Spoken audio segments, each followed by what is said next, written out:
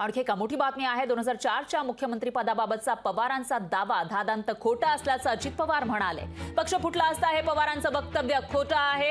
तर अजित पवार यांनी शरद पवार यांनी काही दिवसांपूर्वीची मुलाखत दिलेली होती एका वर्तमानपत्राला आणि त्याच्यामध्ये म्हटलेलं होतं 2004 मध्ये जर आपण पक्षामध्ये मुख्यमंत्रीपद घेतलं असतं, आपल्याकडे घेतलं असतं तर पक्ष फुटला असता।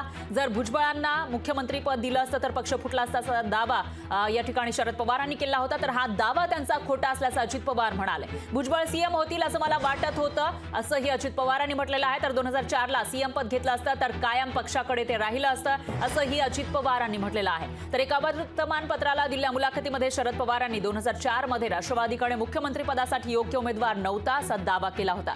छगन भुजबळ यांना मुख्यमंत्री केलं असतं तर पक्ष फुटला असता असाही दावा शरद पवारांनी केला होता। आधीपासूनच 2004च्या मुख्यमंत्री पदाविषयी शरद पवारांवर अजित पवार आणि त्यांच्या नेत्यांकडून टीका केली जात होती, त्याला शरद पवारांनी उत्तर दिलं होतं। आता त्याच्यानंतर अजित पवारांनी पुन्हा एकदा पलटवार केल्याचं दिसतंय। 2004च्या बद्दल मधी पवार साहेबांनी एक स्टेटमेंट केलं की 2004 ला जर राष्ट्रवादी काँग्रेस पक्षाचा मुख्यमंत्री केला असता तर पक्ष फुटला असता। दादांत खोटं आहे, दादांत खोटं। मी त्यावेळेस होतो, त्याच्यामध्ये आम्ही सगळेच जण होतो। भुजबळ साहेब होते, प्रफुल्लभाई होते, तटकरे साहेब होते, सगळे आम्ही होतो।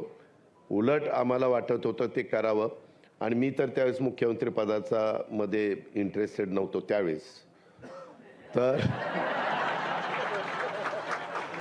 तर त्यावेळेस मला वाटत होतं की भुजबळ साहेब त्या ठिकाणी होतील, कारण राष्ट्रवादी काँग्रेस पक्षाची स्थापना झाल्यानंतर खऱ्या अर्थाने महाराष्ट्राच्या कानाकोपऱ्यामध्ये राष्ट्रवादी पक्ष पोहोचवण्याचं काम कुणी जर केलं असेल तर ते भुजबळ साहेबांनी केलं।